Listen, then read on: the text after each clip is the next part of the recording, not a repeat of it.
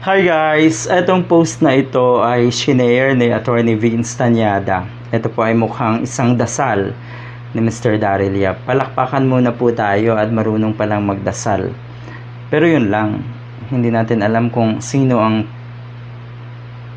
tinutukoy niyang Lord. Alright. Anyway, ito yung dasal niya. Bakit ganon? Yung mga nang-aaway sa akin, nananahimik ako, sila tong nang-aano. Pag pinalagan ko, bastos at mayabang na ako. O kahit hindi ka po pumalag. Okay? Kahit wala po kayong buwelta. Ulitin ko, kahit hindi po kayo umimik.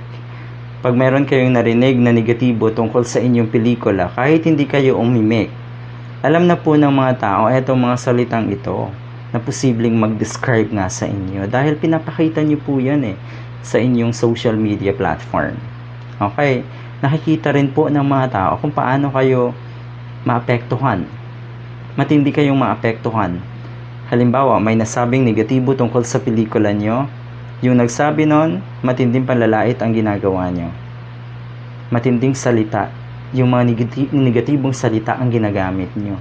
Uulit-ulitin ko nung una, sana hindi bagay sa inyo yan, Mr. Daryl Yap Pero sa pinapakita nyo, okay, bagay na po talaga sa inyo yung mga ganung pananalita. Alright. Tignan nyo po kahit sa pagdarasal, gumagamit kayo ng mga ganitong pananalita. Hindi po maganda. Di sila patas makipaglaban. O you see, ikaw yung tipong akala mo lahat ng pagkakataon, lahat ng nangyayaring ito ay laban. Wala namang labanan dito. Ang kalaban nyo po, Mr. Daryl Yap, yung sarili nyo. Ang kalaban nyo po, yung 31 million.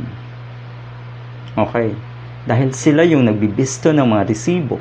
Sila yung nagli-leak ng kung ano-anong information tungkol sa pamimigay at pamumudmud ng ticket. So sila po ang totoong kalaban nyo. Sila rin po yung tinutukoy nyo na minsan ay mga dugyot at walang pinag-aralan na mga bashers kuno ninyo. Sila yon, silang mga pulangaw, yung mga followers nyo po. You see, bumabalik sa inyo, yung mga pananalita nyo po ay or a kind of description that will describe yung mga followers, yung mga kababayan nating pulangaw. Okay. Sila daw nauna, tapos magpapa-victim. Ang ugali pong pagpapa-victim ay nasa mga pulangaw din po yan. Ano pa? Talaga lang? Talaga po? Etong dasal nyo lang po, kayo na yung pa-victim Akala ko matagumpay. Akala ko ba mayaman kayo? Parang the design is very, very, very familiar sa mga pulangaw. Dahil katulad ni Mr. Willie Revillame, kung paano siya magpaawa lately. Talaga, yung katulad ni Mr. Willie, katulad nyo pong mayayaman kuno at talagang maraming pwedeng maipagmalaking material na bagay. Kayo po, yung nagpapa-victim, kayo po yung feeling victim, o yung mga weak, sobrang weak po yung mga ganyang personality. Di ko na yata kaya, Lord. Nanghihina na ako. Kahit sinong malakas manghihina. Ang dami nila ngayon, Lord. Di ko na kaya. Kunin mo na sila, Lord. Okay. Ang dami daw. So, alam mo, na talagang marami. Masakit kasi yun. Okay. Minsan, katulad nung sinabi ni DJ Mo na yung laki ng numero, hindi yan importante.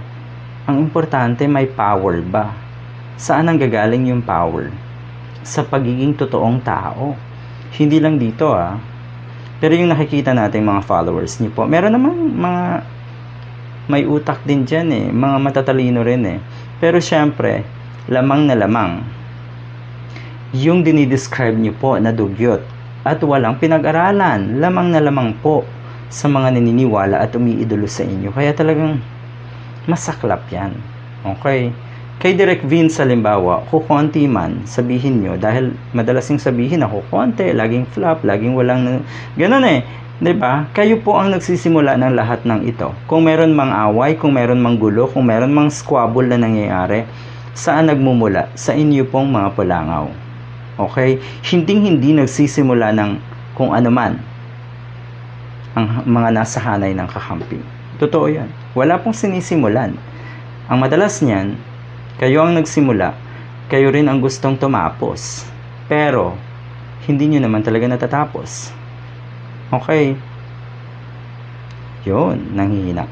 So, eto, na-share ni Direk Vince Tanyada at ang sabi ni Direk, "So, I pray for your forgiveness on these people. Let your guidance and fruitful love be the source of their remorse." Amen. So, maganda yung mga salita na ginamit ni Direk Vince nung eto ay shinare nga niya. So, nakikita niyo po yung pananalita ni Direk Vince, pananalita po na nakakatulog sa gabi.